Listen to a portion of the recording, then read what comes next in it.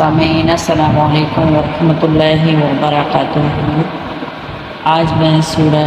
الم نشرح کی فضیلت اور اس کے فوائد کے بارے میں وظیفہ لے کر حاضر ہوئی ہوں۔ یہ ایک ایسی صورت ہے جو کہ انسان کا سینہ کھول دیتی ہے، اور جب وہ ذکر کرتا ہے تو اس کے ذکر کو بہت بلند کر دیتی ہے، بہت بلند کر دیتی ہے، یعنی کہ اللہ پاک کی برگاہ عزت میں پہنچا دیتی ہے۔ اور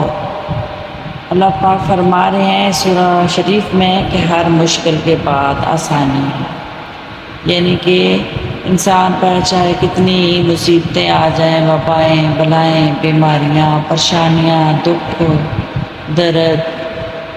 کسی قسم کی بھی کوئی بھی پریشانی ہو تو آپ اول آخر 3 بار درود ابراہیمی پڑھے، اور اس کے درمیان میں 11 دفعہ سورہ الم نشرح پڑھے۔ اس کی فضیلت اور فائدہ بہت زیادہ ہے، کیونکہ کوئی بھی بیمار شخص ہو، کسی قسم کی بیماری ہو، کوئی بھی پریشانی ہو، فاقہ ہو، آپ کے پاس رزق نہ ہو، اچھا روزگار نہ ہو، یعنی کہ گھر میں کسی قسم کی بھی پریشانی ہو،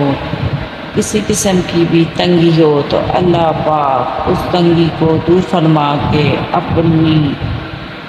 برگاہ عزت میں آپ کی ہر دعا کو قبول فرماتے ہیں، اور قبول فرما کے آپ کی ہر منت اور مراد کو اللہ پاک